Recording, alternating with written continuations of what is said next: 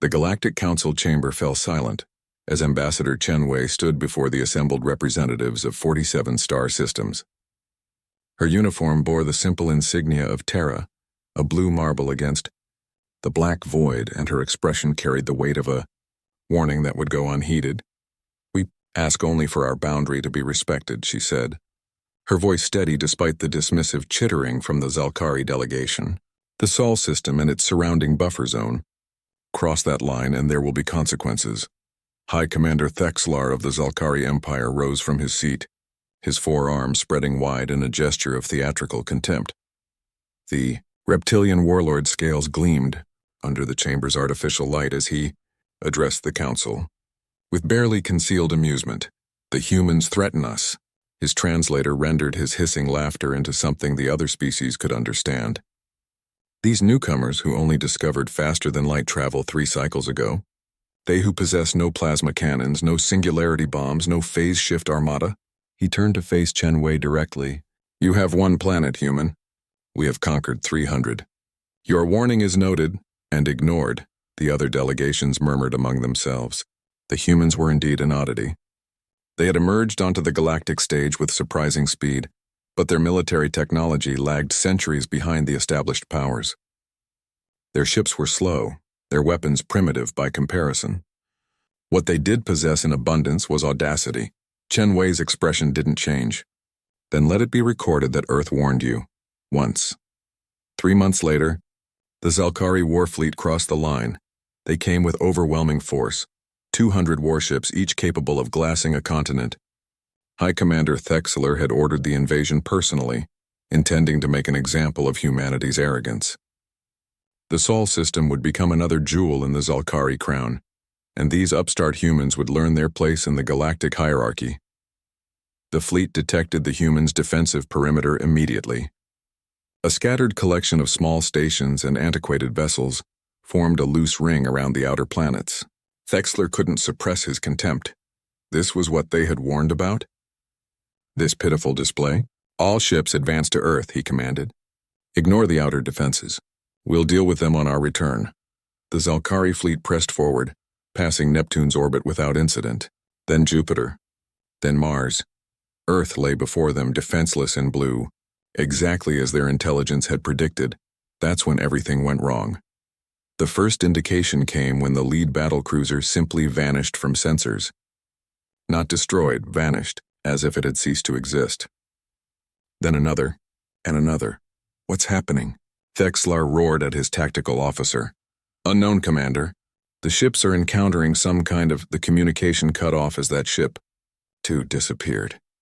Thexler soon understood what the humans had done, and the realization filled him with a horror he had never known in 300 conquests.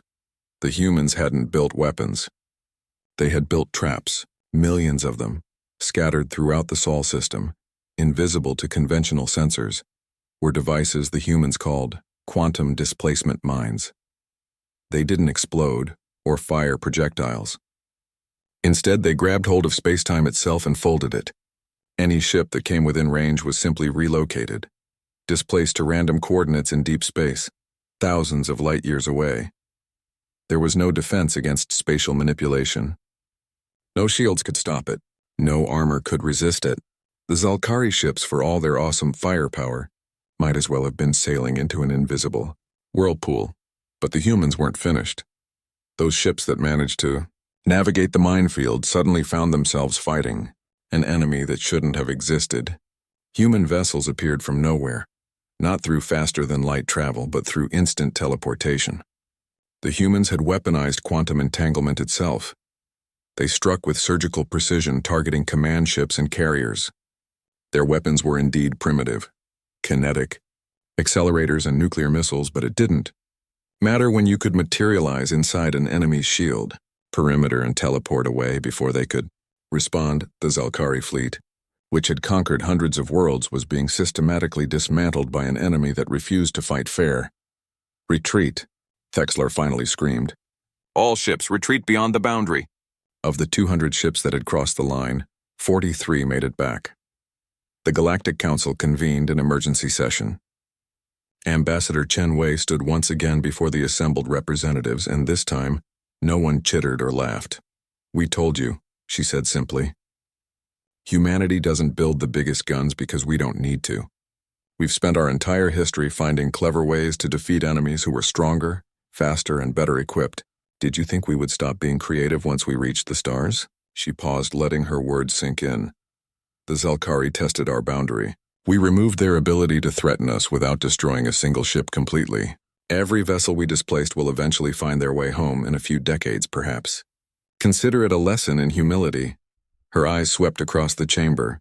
"We asked for one simple thing: respect our boundary. We won't ask again." In the years that followed, the Sol system's buffer zone became the most respected border in the galaxy. Ships gave it a wide berth, and the line humanity had drawn became inviolate. Other species whispered about the humans, these strange creatures who thought in ways no one else did, who turned physics itself into a weapon, who preferred to outsmart rather than overpower. They were dangerous not because of their strength but because of their creativity. High Commander Thexlar, stripped of his rank and exiled in disgrace, spent his remaining years on a remote colony world. Sometimes late at night he would stare at the stars and remember the human ambassador's words. Earth warned them once. They should have listened.